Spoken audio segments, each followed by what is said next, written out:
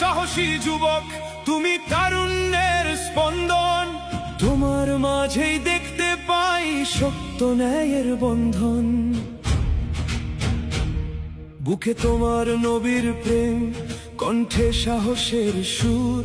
তুমি শিবচরের মাটি ও মানুষের অহংকার সুমধুর। নবীর আশেক, জনতার সেবক, পীরজাদা হানজালা, তুমি নির্ভীক এক পথিক।